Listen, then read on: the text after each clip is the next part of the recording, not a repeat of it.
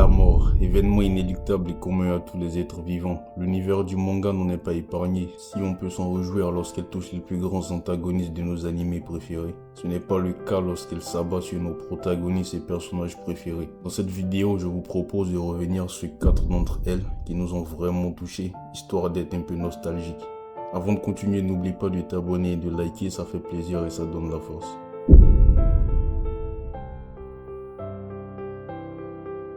Étant un grand fan de Demon Slayer, je me sentais obligé de commencer cette scène par la mort du pilier du feu, Rengoku. Sa mort surviendra lors de son combat contre la troisième lune supérieure, Akaza, dans le film Le Train de l'Infini. Elle fut brutale et choquante car personnellement je ne m'y attendais pas. Dans les derniers instants du film, Akaza débarqua et proposa à Rengoku de devenir démon, car Akaza considère qu'il pourra améliorer cette technique et les parfaire dans le temps car il sera immortel, une fois devenu démon. Le pilier refusa sans détour et le combat débuta. Rengoku utilisa toutes les techniques du souffle du feu mais accumula des blessures et la fatigue due à sa condition humaine, alors qu'Akaza se régénérera constamment, un des avantages des démons.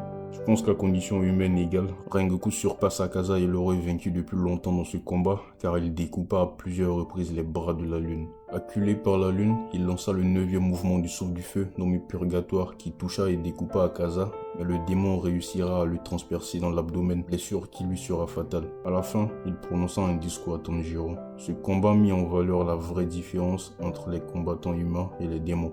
Les piliers étaient fiers de ce cycle de vie et de mort, chose qui fait la beauté et la saveur de la vie humaine.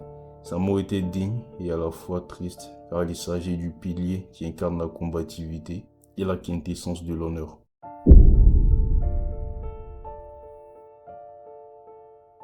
Parlons de Bleach et la mort du capitaine des capitaines, Yamamoto. Son dernier combat surviendra lors de la saison dernière de Bleach, pendant l'attaque de la Soul Society par les Quincy et leur dieu Ewatch. Lors de cette invasion, Yamamoto était obligé d'intervenir et il rejoigna directement le dieu des Quincy, Ewatch, pour mettre fin à cette attaque. C'était pour la première fois qu'on le voyait aussi énervé et personnellement j'étais très impatient de voir ce qu'il allait nous faire. On ne sera pas déçu car il éveilla son Bankai et on sentait qu'il était au-dessus de son adversaire. Son statut de capitaine des capitaines était justifié lorsqu'il fera la démonstration des nuances de son Bankai et l'étalage de ses capacités. Sa mort surviendra à la fin lorsqu'il croyait avoir vaincu Ewatch, le dieu des Quincy. Mais on se prit tous une clim en voyant qu'il s'agissait en fait d'un clone. Le vrai Ewatch apparaîtra et le découpa en deux, ce qui mit fin à son existence. J'étais choqué et en même temps confus. Pour moi, sa mort fut trop facile et un peu bâclée, par le fait qu'il aurait dû savoir dès le début qu'il ne s'agissait pas du vrai Ewatch. Bref, on a quand même été servi par l'étalage et la démonstration de sa puissance lors de ce combat, ce qui contraste un peu ce sentiment mitigé.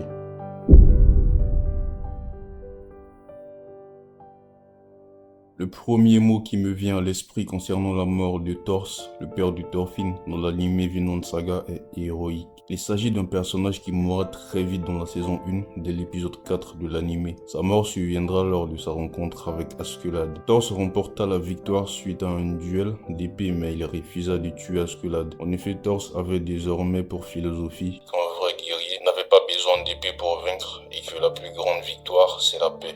À ce moment-là, on ne connaissait pas encore le passé de Thors, et c'est au fil des épisodes suivants qu'on a appris par les flashbacks qu'il s'agissait en fait du plus grand combattant de cette époque. Suite à ce duel remporté par Thors, Askeladd ne respectera pas les termes du duel qui était de s'en aller, mais il voulait à tout prix la tête de Thors, puisque ce dernier ne voulait pas le tuer. Askeladd lui tendra donc une embuscade et ses hommes tirèrent plusieurs flèches sur Thors qui finiront par le tuer. J'aurais aimé voir son développement plus longtemps au fil des épisodes. Il mourra et sauva son équipage. Son passé sanglant et légendaire ont laissé place à un homme avec un caractère doux, prônant la paix coûte que coûte, refusant de tuer même si cela doit lui coûter la vie. Sa courte existence dans ces 4 épisodes ont été largement suffisants pour en faire un personnage remarquable pour moi, d'où la présence de sa mort dans cette vidéo.